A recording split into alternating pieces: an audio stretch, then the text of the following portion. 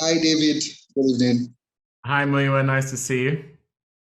Same here, same here. Such a pleasure to finally meet you. I'm so honored. I'm so thrilled. I'm such a Thank, huge fan of yours. thank you so much. Thank And you. yeah, I'm pleased to be having this conversation with you.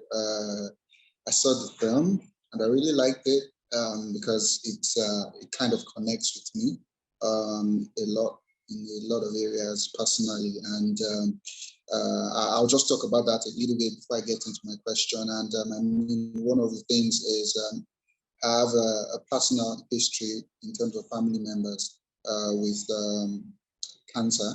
My sister is a survivor, and I've lost a couple of people to it. So I could tell why Ghana would have decided to go on. I could connect to why Ghana would have decided to go on that search, on that journey.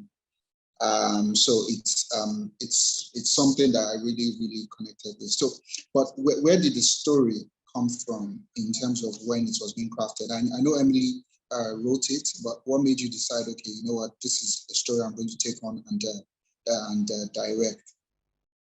Well, firstly, thank you for saying that. You are exactly who I want to touch with the film. People who've had that experience. I've had that experience in my family and in my life as well. For Emma, it was that the story was born out of her experience growing up in Montana with her family.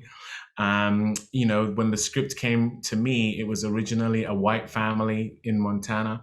But wanting to bring my experience to it, I made it a black family. And I lost my mom to an illness. I recently lost my dad to an illness, and I also really connect Yeah. with Gunnar as a child who would do anything to try and save the ones they love. But also, I really connected to the character I play in the film as a father who is dealing with the challenges of potentially losing his wife and also just trying to be a good father, getting it wrong, and then father and son sort of through the course of the film finding their way back to each other. But as a kid, I was an incredibly imaginative kid. Adventure and fantasy were big parts of my thought life. And so to weave in reality and fantasy in that way in a movie was also something that I was really keen to do.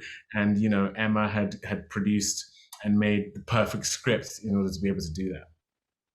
Oh, that's great. That's great to hear. And it's quite interesting here in Nigeria. I'm from Osun State, Mm-hmm. and Osun people have a culture, or rather a tradition. There's a place in Oshogbo, Osun State, that the Osun there's a river called Osun River, and then people worship Osun, so they are called Osun worshippers. I can't remember the Yoruba name and all that, and their beliefs sort of align with how or the role that the waterman plays, in the sense that they believe the river has divine powers, and it can heal, it can harm. As a matter of fact, my uncle is a priest, is an Oshun priest. So yeah, he is. So it's quite interesting, and of course I won't spoil things or anything like that. But in terms of bringing the waterman to life, and it's something that everybody's looking forward to in the film, and things like that. Where did you go in terms of imagination to bring that character into the film? Yeah, well, I grew up. Some of my childhood was in Lagos from the age of 6 to 13, and so you know some of those myths, some of that folklore that you talk about was very much part of my childhood as well. My dad was from Oyo State, and we were from a part of Oyo called Awe, and you know there are all sorts of stories about this particular road where members of my family all had died, and there was an amulet in the bush that was probably the reason they all died on that stretch of road. Is it true? Is it not? I don't know, but that's part of the narrative of our family. And so I definitely grew up around that sort of oral tradition of folklore, and so I'm sure is one of the reasons I was drawn to the Waterman, because that sort of transcends culture. A lot of my life was spent growing up in the UK. There are absolutely legends that are very much steeped in that culture here in America, and every small town has its own little legend as well. And so much of what I was trying to do with the film is to make this intimate family story that has a huge imagination but can also speak to a broad audience.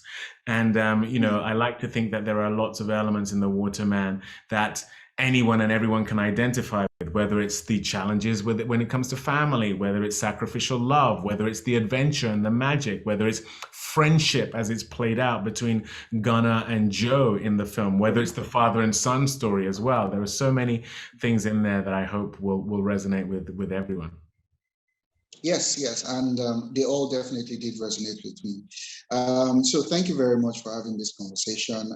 It's been exciting connecting with you. You have absolutely no idea how great I am. I'm being cool right now, but you have no idea how much I'm jumping inside. So it's well, thank you very much. I appreciate that. Nigerians, I think, understand what I'm trying to do as an artist more than anyone. The music, the choice of Rosario Dawson's costume, some of these touches I've put in there are very much born out of being Nigerian, and so it means a lot to me when I have that support and love from my people. So thank you. Yeah, you're welcome. Thank you very much. All right, you take care.